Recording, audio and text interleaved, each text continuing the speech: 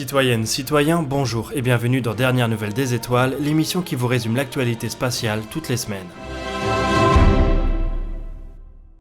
Les heures qui viennent vont être chargées en événements. Demain, le projet Event Horizon Telescope va enfin nous livrer son image de Sagittarius à étoiles, le trou noir supermassif qui occupe le centre de la Voie lactée. On débriefera l'annonce de la collaboration internationale dans le dossier de l'espace de jeudi. Avant ça, au cours de la nuit prochaine, la Falcon Heavy de SpaceX devrait à nouveau voler. La fenêtre de tir ouvre à minuit et demi si la météo est bonne. Et c'est justement avec un autre véhicule de SpaceX qu'on va démarrer cet épisode de DNDE. On vous a beaucoup parlé du Starship ces dernières semaines. L'immense vaisseau et son booster doivent permettre d'emmener des hommes au-delà de l'orbite basse.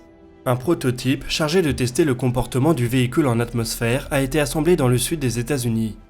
Doté pour le moment d'un unique moteur Raptor, il vient de démarrer une campagne de test qui s'annonce impressionnante. Le propulseur du Starhopper a ainsi été mis à feu à 2 reprises, le 3 et le 5 avril. Dans les 2 cas, la combustion n'a duré que quelques secondes. Il semblerait que cela ait été suffisant pour faire décoller le prototype de quelques centimètres et tendre ses sangles.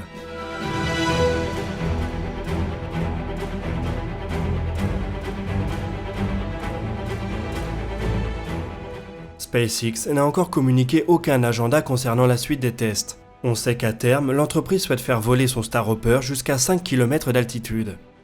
Pour le moment, le nouveau Raptor n'a jamais fonctionné plus de quelques secondes, que ce soit en banc ou lors de ses essais. Les tests de la semaine dernière marquent tout de même des étapes importantes. Il s'agit de la première fois qu'une fusée se soulève à l'aide d'un moteur brûlant du méthane. Il s'agit aussi de la première fois qu'un moteur doté d'un cycle de combustion étagé dit full flow vole.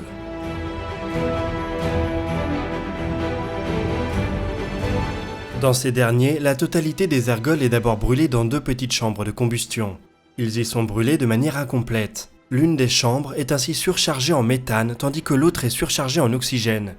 Les gaz ainsi produits vont servir à entraîner les turbopompes qui permettront d'alimenter le moteur en ergol à un débit suffisant. Les produits de combustion incomplète sont ensuite rebrûlés dans la chambre de combustion principale, celle qui va servir à la propulsion. Cette architecture de moteur promet une performance maximale, car la totalité des ergols est utilisée pour la propulsion, ce qui n'est pas le cas dans des moteurs traditionnels. Ils doivent en effet brûler une petite partie de leurs ergols à perte pour entraîner leur turbopompe. Sur ces images d'un moteur Merlin par exemple, c'est cette combustion à perte qui est responsable de la colonne de fumée noire.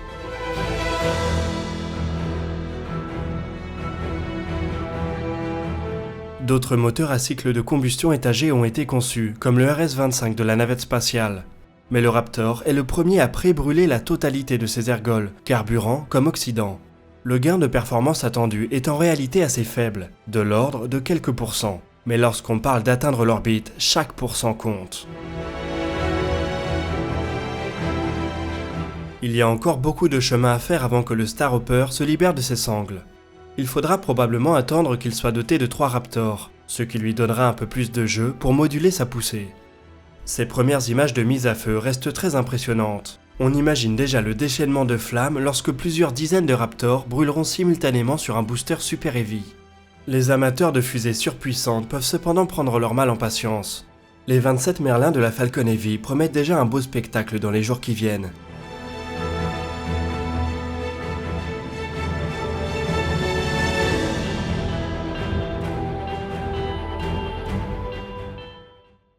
On va continuer notre tour des actualités spatiales en rendant visite à plusieurs sondes. Et on démarre du côté de l'astéroïde Ryugu. La sonde japonaise Hayabusa 2 est maintenant bien avancée dans sa mission.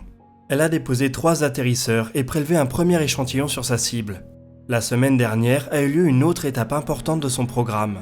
Le 4 avril, la sonde japonaise a détoné une charge explosive pour envoyer un pénétrateur de cuivre à grande vitesse vers la surface de l'astéroïde.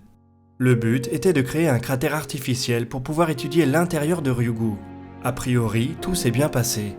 La sonde a pu se mettre à l'abri avant la détonation, et une petite caméra détachée pour l'occasion a même pu saisir un cliché de l'impact.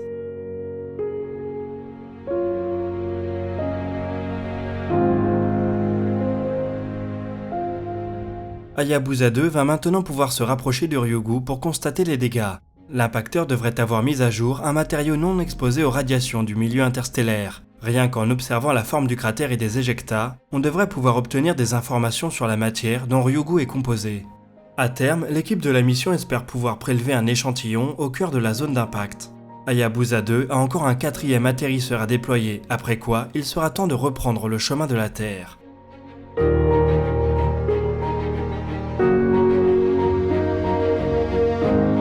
Allez, on continue avec la sonde lunaire Bereshit. Le vaisseau privé israélien a enchaîné les manœuvres la semaine dernière pour se mettre en orbite autour de notre satellite. La capture orbitale a eu lieu le 4 avril. Le 6, le moteur de l'atterrisseur a de nouveau été mis à feu pour circulariser l'orbite. Le vaisseau est maintenant dans les meilleures dispositions pour préparer son alunissage prévu pour jeudi. Comme on vous le disait en intro, la semaine s'annonce riche en événements.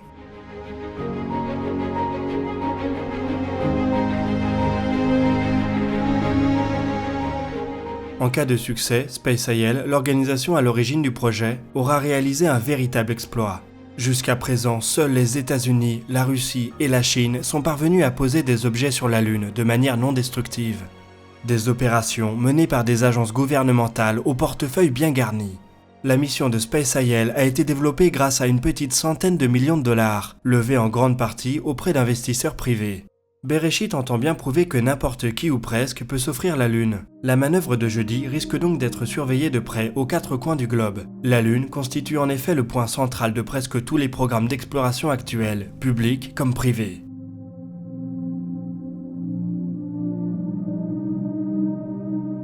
On se rapproche maintenant dangereusement du Soleil pour prendre des nouvelles de Parker Solar Probe. La sonde américaine vient d'effectuer son 2e survol auprès de notre étoile. Au plus près, elle est passée à seulement 24 millions de kilomètres de la surface de notre astre. C'est à peu près la même distance que lors de son précédent survol. Il va falloir attendre un petit peu avant que la sonde nous communique les données récoltées durant ce passage. Pour le moment, elle garde ses outils de communication à l'abri derrière son bouclier thermique. On sait toutefois qu'elle était en bonne santé lors de son survol malgré les chaleurs infernales rencontrées. Parker devrait encore faire un passage à cette altitude en septembre avant d'abaisser son orbite grâce à un survol de Vénus. Elle répétera la manœuvre dans les années qui viennent jusqu'à survoler notre étoile à seulement 6 millions de kilomètres d'altitude. De quoi plonger au cœur des phénomènes qui accélèrent le vent solaire et font grimper la température de la couronne. De phénomènes qui sont encore mal compris.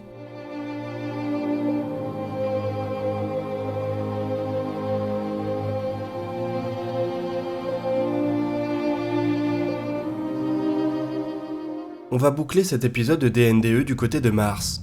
Depuis maintenant 15 ans, on détecte des traces de méthane dans l'atmosphère de la planète rouge.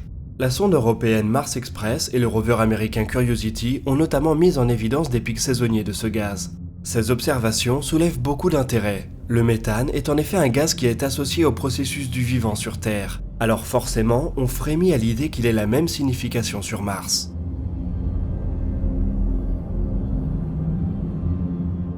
Le méthane martien reste cependant très difficile à détecter. Les observations de Curiosity et Mars Express sont basées sur des événements ponctuels et des quantités infimes. La sonde européenne ExoMars TGO n'a jusqu'à présent fait aucune détection de méthane, bien qu'elle soit particulièrement bien équipée pour cette tâche. On en vient alors à se demander si les premières détections n'ont pas été des hallucinations. Une équipe travaillant avec les données de Mars Express vient cependant d'apporter la preuve définitive que le gaz existe bien dans l'atmosphère martienne. Les données qui nous intéressent sont assez anciennes. Elles datent du 16 juin 2013. Après un gros travail de réinterprétation des données de la sonde, les chercheurs ont pu mettre en évidence un pic de méthane dans la région du cratère Gale lors de cette journée. Or, à peine 24 heures auparavant, Curiosity faisait le même constat au sol dans la même région. La probabilité que deux instruments, l'un au sol, l'autre en orbite, fassent la même erreur au même moment apparaît extrêmement faible.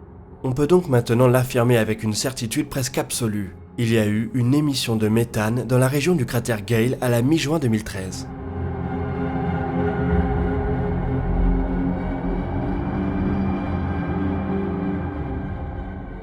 Ce constat ne nous avance par contre pas beaucoup sur les causes possibles de cet événement. L'équipe qui travaille sur le rover Curiosity est persuadée que le gaz provient du sol. La source se trouverait dans les profondeurs de la planète rouge. Impossible de savoir pour le moment si son origine est géologique ou biologique. Les deux explications restent plausibles. On peut cependant spéculer sur la source géographique de l'émission. C'est la région d'Aeolis Mensae qui est pour le moment la principale suspecte. Située au nord-est du cratère Gale, elle est parcourue de formations complexes dues à la tectonique et au vent martien. Elle comporterait notamment des failles qui pourraient plonger jusqu'à des couches de glace. Le méthane pourrait avoir été piégé dans cette glace et serait libéré périodiquement au gré de la météo martienne.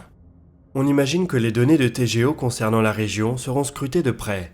Curiosity, qui traîne toujours dans les parages, pourrait aussi assister à de nouveaux pics de méthane. L'exploration de Mars semble encore promettre de belles découvertes. De quoi attendre avec impatience l'arrivée de 3 nouveaux rovers sur la planète début 2021.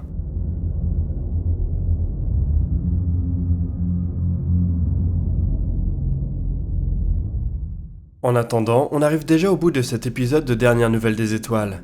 Comme d'habitude, j'attends vos questions et remarques dans les commentaires. On pourra y répondre dans l'espace commentaire qu'il y aura dimanche. Si vous souhaitez en apprendre plus, vous pouvez consulter les sources qui ont servi à l'écriture de cette vidéo dans la description. Vous y trouverez aussi les liens pour nous rejoindre sur les réseaux sociaux. Quant à nous, on se retrouve très vite pour de nouvelles vidéos sur l'actualité spatiale. D'ici là, citoyennes, citoyens, portez-vous bien.